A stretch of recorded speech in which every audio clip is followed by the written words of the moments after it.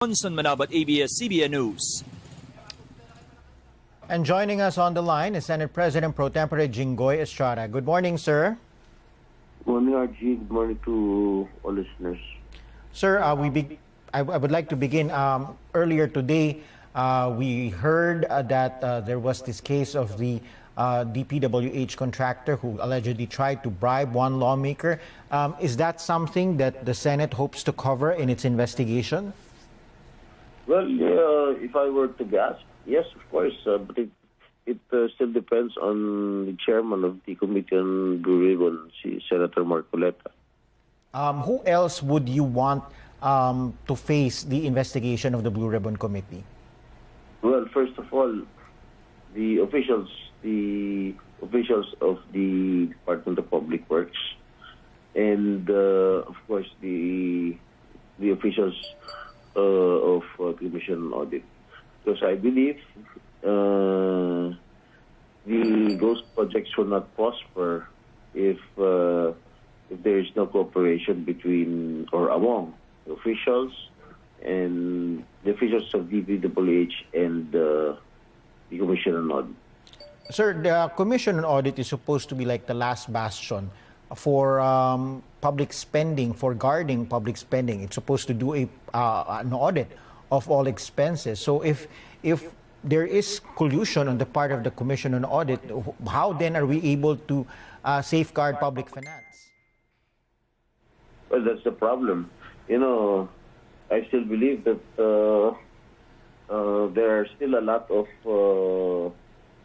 co-officials that are really incorruptible, but there are still some bad eggs in the Department of in the Commission on Audit.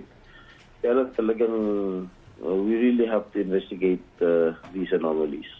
Sir, last week Senator Panfilo Lacson delivered a privileged speech, and of course we remember that he named one lawmaker.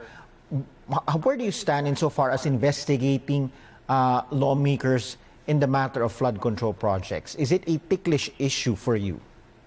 Yeah, you're right. You're correct. It's a very ticklish issue because we cannot just invite these lawmakers, no, because of as a matter of interparliamentary courtesy. But if they want to clear their name, they can voluntarily appear in the investigation that is happening in the Senate. Okay, how about, so far we've only heard names of congressmen. In the Senate, have you heard anything that has involved an incumbent or even a past senator? No, I do not have any idea. Okay. Do you have any updates as to when the next Blue Ribbon investigation is going to be? On September 1. September 1. Who are you expecting to be there based on the information that you have? Well, all the mentioned officials of the DPWH and all the contractors who were absent during the last hearing. I remember that you moved for the issuance of a subpoena for them. Has that been issued? Yes, I think so. Okay. I remember there were 8. Do we have information on the whereabouts of these 8? Because a lot of there have been lots of speculation on them, but and of course there's really no confirmation as to where they are. And there were very different. They had given a lot of excuses during the first hearing. So will you accept whatever excuses that they will be giving in case they do not make it to September 1? Well, it depends. It depends on what excuses are they going to say. But I still don't believe that they are going to have many excuses, because once the excuses are unacceptable, I will really move for their arrest. I will really move for the committee to issue a warrant of arrest. And of course, that will mean a detention at the Senate, just like what happened in previous hearings. Yes. Okay. Let's go over to the issue of the, or going back to Senator Panfilo Lacson's speech. What is the status of the of that speech now, and has it been referred to the Blue Ribbon Committee, and is it something that the Blue Ribbon Committee will be tackling as well?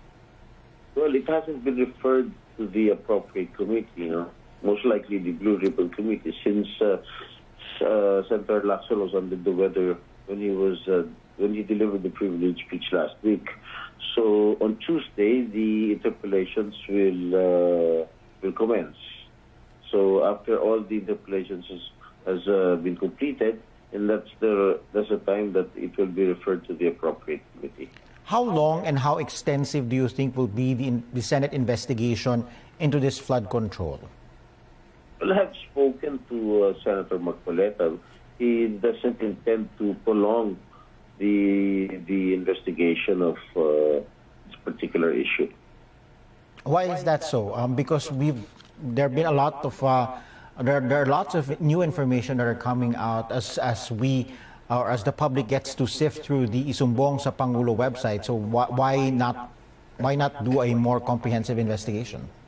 Well, maybe I guess I surmise that maybe siguro mga around 5 hearings siguro. 5 hearings. And in that 5 hearings, what do you hope to accomplish? Do you think what kind of legislation will come out of it? Well, it depends with the chairman. No? I'm not the chairman of the Senate Blue Ribbon Committee, but I think within 5 days of hearing, I think we will extract a lot of information already, and marami na siguro mga pangalan na lilitaw dyan. Kayo po, ano po ang inyong nakikitang panukalang batas na pwede ninyong i-propose para mapunan itong corruption dito sa flood control? Kasi nga, recurring yung problema eh.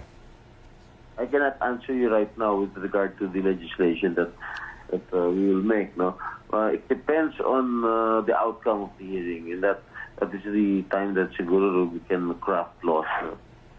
Okay. Sir, we still have not heard kung anong magiging kapalaran ni DPWH Secretary Manny Bonoan. Do you think he should stay in his position?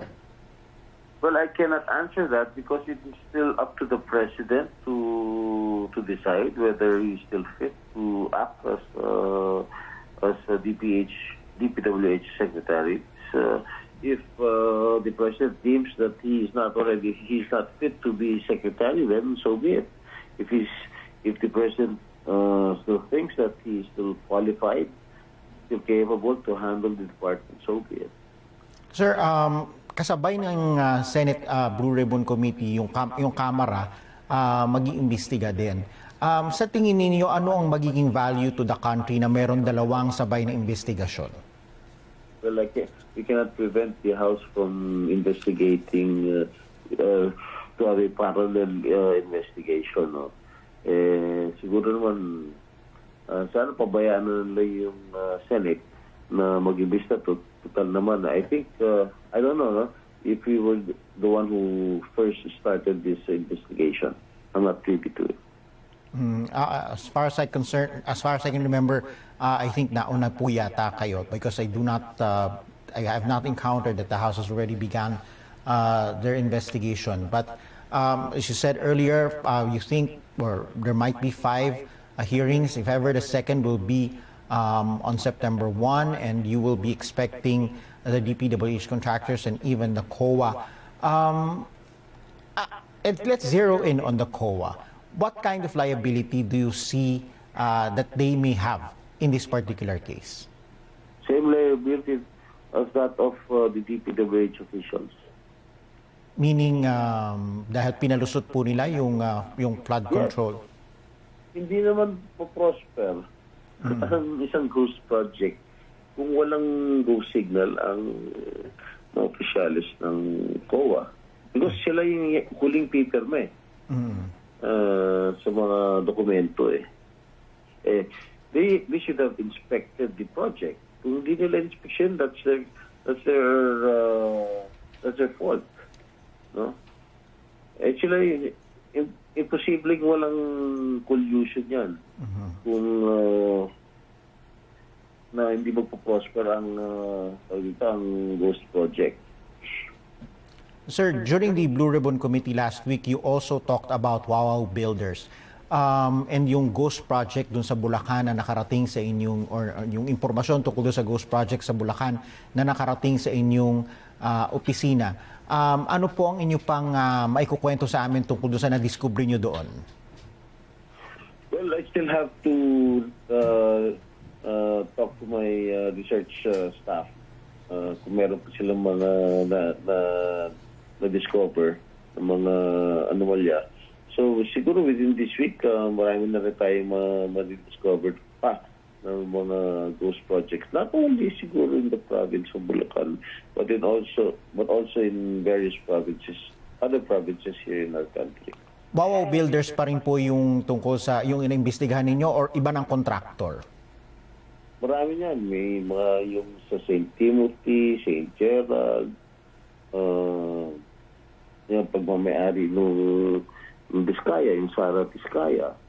So, kasi, maybe you watch the interview of the couple kay Corina Sanchez. Talaga, nakakagulat yung mga revelations dun sa interview kay Corina Sanchez. We've seen, of course, it's in social media, all of those videos about their properties. What do you make of their wealth?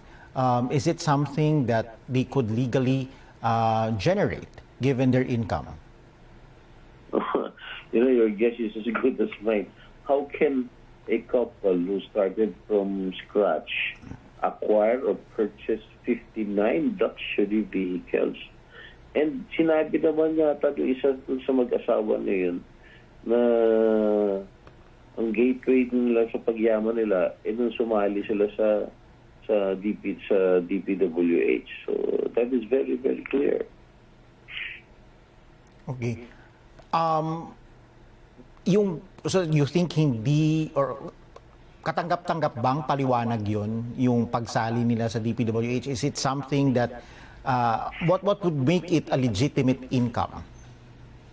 Well, we have to research for the documents, no, yung mga bidding. Kasi I think itong mag-asawa nito, marami yata maraming mga yung tawag dito,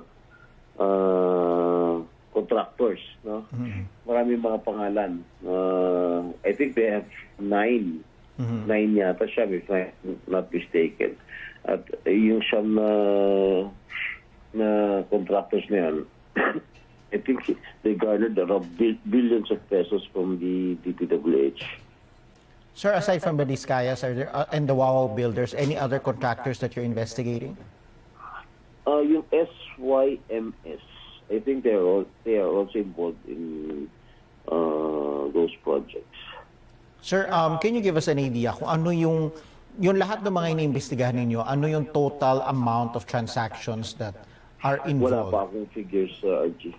I still do not have the figures. But these are flood control projects in how many areas, how many provinces? Well, I'm only talking about Bulacan.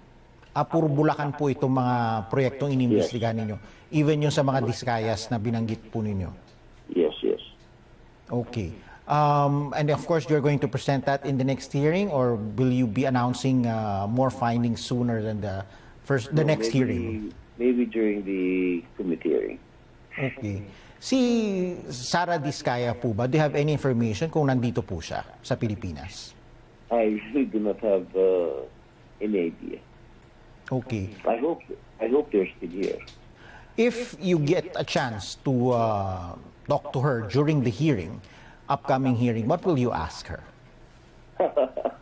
Do not preempt my question. But you do have a lot of questions, and it will definitely be, you will definitely grill her. Yes. Well, first of all, I will ask her, sino ba ang contact mo dyan sa DPWH? How come you garnered a lot of contacts there? Okay, how can, Ano yung inyong theory? Of course, when you're investigating, you have a theory. But what is your theory? Bakit merong 15 na sila lang ang nakakakuha ng kontrata sa flood control dyan sa DPWH? Paano nila ginagawa yung kanilang modus, if ever there is one? Pollution, number one. Pangalawa, siguro nag-advance na itong mga contractors, mga opisyal ng DPWH. Paano po yung scheme ng pag-a-advance? Siguro, yayariin nila yung bidding once na hawak nung mga contractors yung DE. For example, halimbawa sa Bulacan, hawak nila yung DE. Tapos sila papanalunin, tapos bibigyan na yung advance payment para makuha nila yung kontrata. Parang it's kind of similar to what Senator Lacson revealed last week. Di ba? Yes. Do you believe kasi meron siyang mga kinuwentong parang percentages kung paano yung partihan ng kita. Have you encountered any such information in your own research? Yes, meron. Actually, tama yun kay Senator Lacson. Pero yun sa COA, sinabi 0.5 to 1%. Ang pakiwari ko, ang feeling ko, it's more than 1%.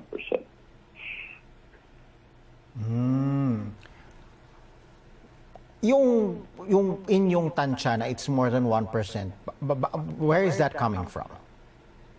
Ano ko lang, that's my guess only, no?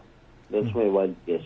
Kasi, for example, ang nakukuha yata ng DPWH, according to what Senator Lacson has revealed, 5%.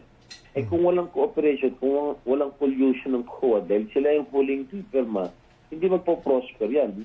Siyempre, kung 1% lang yun, magkano lang yun. No? So, bagay, malaki yun kung sa volume ng mga ghost flood control projects, malaki din yun. Pero, baka hindi rin pumayag yung mga opisyalis ng COA. Okay, thank you for taking our questions this morning and joining us on Head Start. Senate President Pro Tempore Jinggoy Estrada. Thank you.